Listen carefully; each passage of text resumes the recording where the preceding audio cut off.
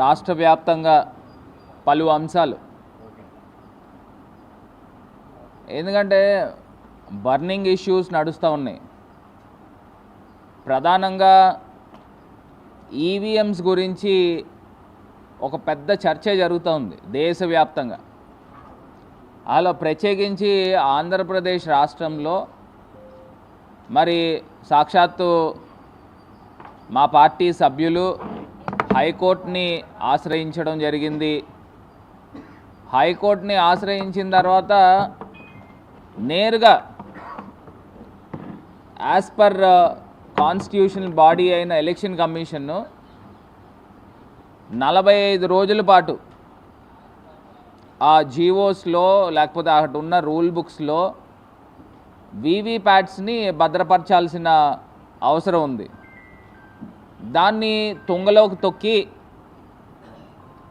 కలెక్టర్లకి అదే పని మీద నోటీసులు ఇచ్చి ఆ వీవీప్యాట్స్ని దాంట్లో ఉన్న స్లిప్స్ని తగలబెట్టే కార్యక్రమం జరిగింది.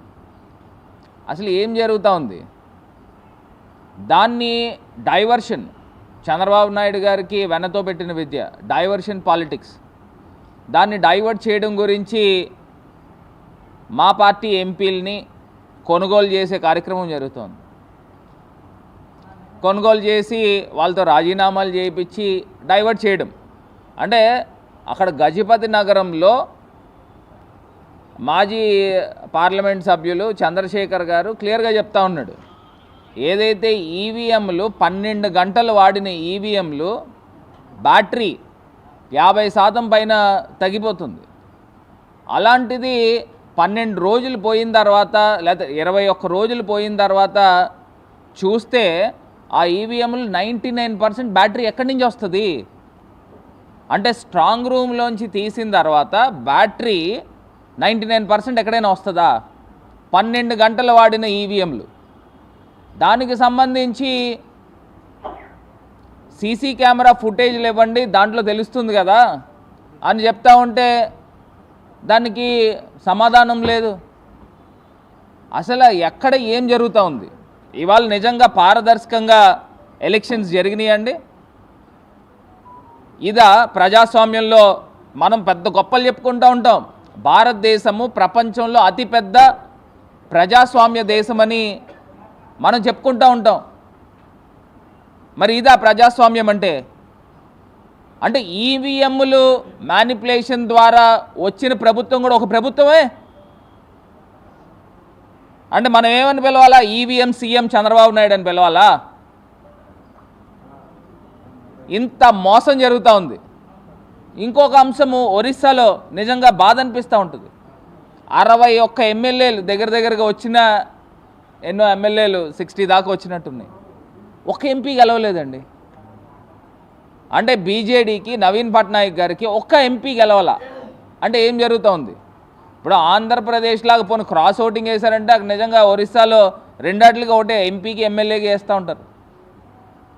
అంటే ఈ యొక్క ఈవీఎం మ్యానిపులేషన్ జరిగింది, దాన్ని డైవర్ట్ చేయాలి ఇమీడియట్గా. ఆ పేపర్లో ప్రతి చోట కూడా కథనాలు వస్తూ ఉన్నాయి. విశ్లేషకులు మాట్లాడుతూ ఉన్నారు, పరకాల ప్రభాకర్ గారు మాట్లాడుతూ ఉన్నారు, ఉండవల్లి అరుణ్ కుమార్ గారు మాట్లాడుతూ ఉన్నారు. అంటే ఇవన్నీ కూడా పెద్ద చర్చ జరుగుతూ ఉంది. దాన్ని డైవర్ట్ చేయాలి అంటే దగ్గరగా ఒక నేషనల్ డెమోక్రటిక్ పార్టీ అనే ఒక పార్టీ, దానికి సంబంధించి మహారాష్ట్రకు సంబంధించి వాళ్ళు క్లియర్గా నివేదిక ఇచ్చారు. 11 నుంచి 12% అదనంగా ఓట్లు నమోదైనవి అని పోలింగ్ కన్నా కౌంటింగ్స్లో. మరి ఇవన్నిటిపైన నిగ్గు తేల్చాల్సిన అవసరం ప్రభుత్వానికి లేదా? అవంతా కూడా ఒక చర్చ బయటికి రావడంతో ఇమ్మీడియట్గా డైవర్షన్, 2 ఎంపీలతో పార్టీలో చేర్చుకుని 3 ఎమ్మెల్సీలని పార్టీలో చేర్చుకుని దాన్ని డైవర్ట్ చేసే కార్యక్రమం. ప్రజలు ఎవరు అమాయకులు కాదు, మా బౌటోళ్ళు అందరూ ఉంటాం, గుర్తు చేస్తూ ఉంటాం. చంద్రబాబు నాయుడు గారు డైవర్షన్ నెంబర్ 1. రెండో అంశము, గుడ్లవల్లేరులో ఒక ఇంజనీరింగ్ కాలేజ్లో అమ్మాయిలు స్పై కెమెరాలు పెట్టి వీడియోస్ తీస్తున్నారు అని మొత్తం అందరూ కూడా హాస్టల్ పిల్లలు అందరూ కూడా బయటకు వచ్చి గొంతెత్తి మాట్లాడుతూ డైరెక్ట్గా పట్టుకున్నారు ఆ కెమెరాని. ఇది గత 2 సంవత్సరాలు గతం నుంచి కూడా ఇది జరుగుతూ ఉందంట. కాలేజ్ యాజమాన్యము ఎందుకు స్పందించట్లేదు? దీన్ని కప్పిపుచ్చే కార్యక్రమం ఎందుకు చేస్తున్నారు? ఈ ఇష్యూ ఫ్లేరప్ అవుతుంది, గడిచిన 4-5 రోజుల నుంచి ఫ్లేరప్ అవుతుంది. దాన్ని డైవర్షన్ ఇమీడియట్గా చంద్రబాబు నాయుడు గారు ఇంకో పథకం ఇంకోటి పన్నాగం ఏం చేశాడంటే, ఇంత పెద్ద ఇష్యూ ఇక్కడ జరుగుతూ ఉంటే అక్కడెక్కడి నుంచో బొంబాయి నుంచి ఒక పేటీఎం ఒక ఆర్టిస్ట్ని తీసుకుని వచ్చి అక్కడేదో పెద్ద జరిగిపోయినట్టు, అంటే ఈ ఇష్యూని కప్పిపుచ్చే కార్యక్రమంతో మన పిల్లల్ని వదిలేసి 300 మంది పిల్లలు వాళ్ళకి సంబంధించిన వీడియోలు తీశారని వాళ్ళు ఆరోపణలు చేస్తూ ఉంటే, ఈ గొడవ మానేసి చంద్రబాబు నాయుడు గారు ఆ కదంబరి అనే అమ్మాయి గురించి మాట్లాడుతూ ఉన్నాడు. అసలు ఏం జరుగుతూ ఉంది ఆంధ్రప్రదేశ్ రాష్ట్రంలో? డైరెక్ట్గా వాళ్ళు బాత్రూముల్లో స్నానాలు చేసే వీడియోలు బయటకు వచ్చాయి అని చెప్పి వాళ్ళు ఆరోపణలు చేస్తూ ఉంటే పిల్లలు, దాని గురించి మాట్లాడకుండా ఎవరో బొంబాయి నటి ఇలాంటి వాళ్ళు చాలామంది ఉంటారు. ఈ బ్లాక్మెయిల్ ధోరణిలో బాంబేలో కుప్పల తెప్పల కింద ఉంటారు. అదేదో పెద్ద ఇష్యూలా తీసుకుని వచ్చి ఇక్కడ మీడియాని డైవర్ట్ చేసే కార్యక్రమం చేస్తూ ఉన్నారు. ఎవరికి తెలియదండి ఇవన్నీను. మేము ఎప్పటి నుంచి చూస్తూ ఉన్నాను, నా చిన్నప్పటి నుంచి చూస్తున్నాను చంద్రబాబు నాయుడు గారిని డైవర్షన్ చేయడంలో, మీడియాని డైవర్ట్ చేయడంలో ఈయనకి వెన్నతో పెట్టిన విద్య సిద్ధహస్తుడు. ఈ ఇష్యూస్తో పాటు ఈయన ఏదో గొప్పగా అన్నా క్యాంటీన్లు అని చెప్పుకుంటూ ఉన్నాడు. మొన్న తణుకులో చూశారు, ఆ ప్లేట్లు దేంతో కడుగుతూ ఉన్నారు, కాలువ నీళ్ళతో ప్లేట్లు కడుగుతున్నారు.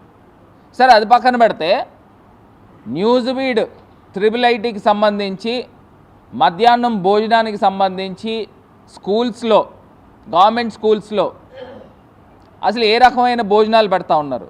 మొత్తం విద్యా వ్యవస్థను అంతా కూడా నిర్వీర్యం చేసేసి మళ్ళీ ఆయన ప్రపంచ తెలుగు దాని గురించి, తెలుగు డే గురించి మాట్లాడుతూ ఉన్నాడు. మొత్తం విద్యా వ్యవస్థను భ్రష్టు పట్టించింది చంద్రబాబు నాయుడు గారు. ఇవాళ పిల్లల్ని చూస్తూ ఉంటే నిజంగా బాధ అనిపిస్తూ ఉంది.